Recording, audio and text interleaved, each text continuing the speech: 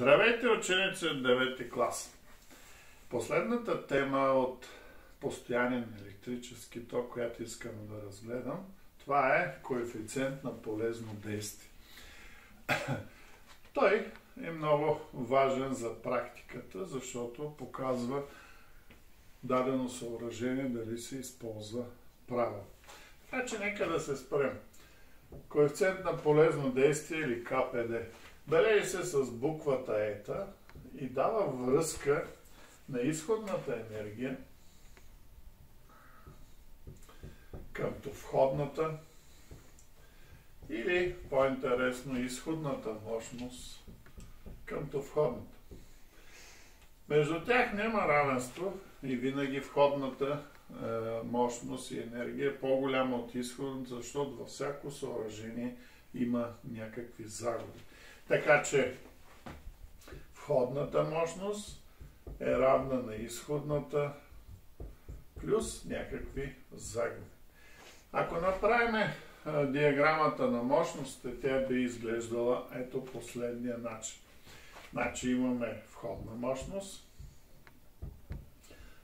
на изхода имаме изходна мощност и тук трябва да отразим така наречените загуби.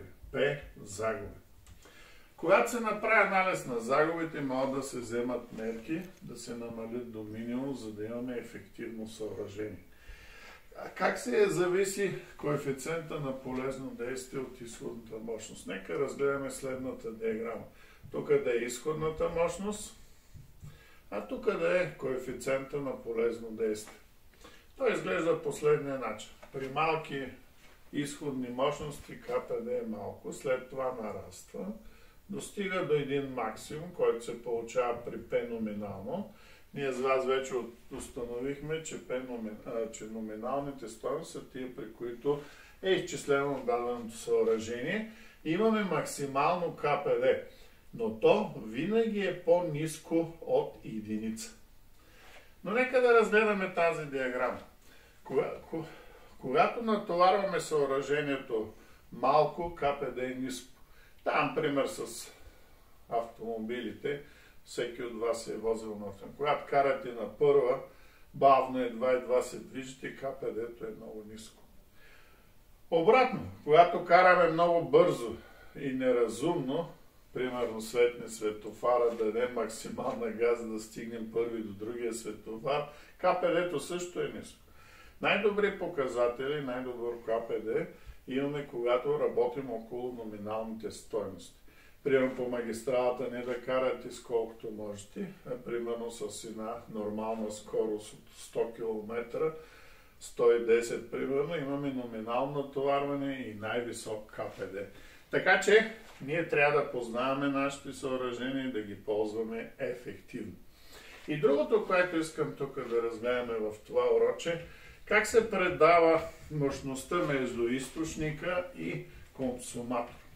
Това е важно за практиката, така че сега ще се спрем на точка 2.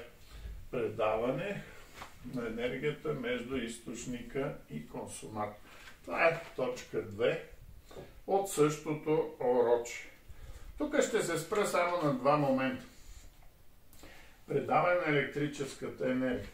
Ще се спра само на два момента. Ще разгледаме една верига и за нея ще обясним за какво става въпрос. Ето ви един източник на електрическа енергия. Неговото вътрешно съпротивление ще го дадем ето тук. Ще го изнесем, за да може да се получат по-лесни формулите. И ще сложим един променлив консуматор.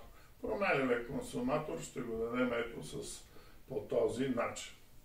Така че, ето тук ще отделим тази част, източник, консуматор и сме изнесли съпротивление. Съпротивлението на проводници ще го приемем за пренебрежимо малко, дебели проводници и съответно малко съпротивление.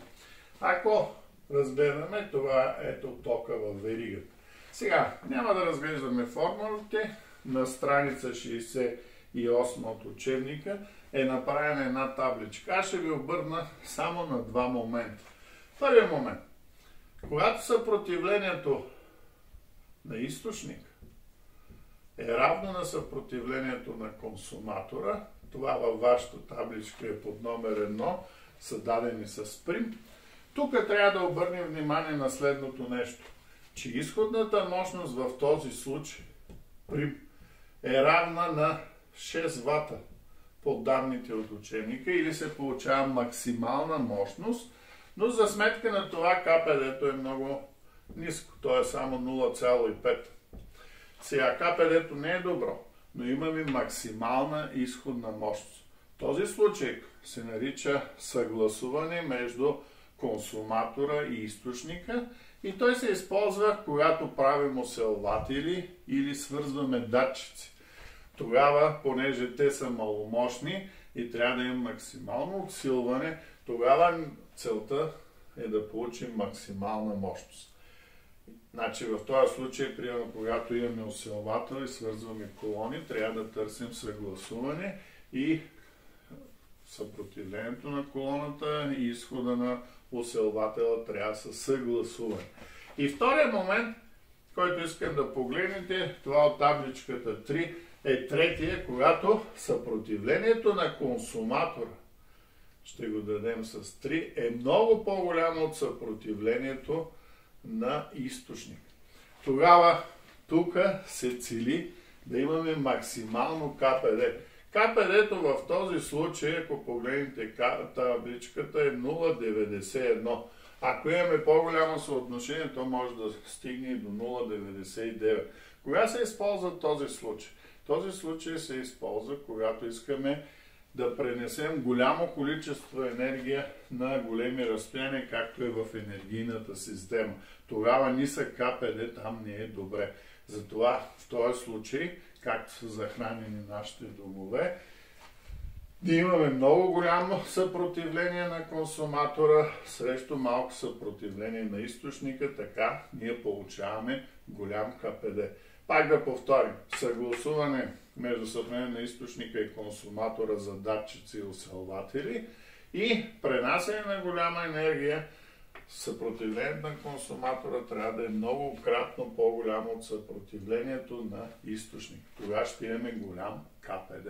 Тия два случая искам да ги запомня.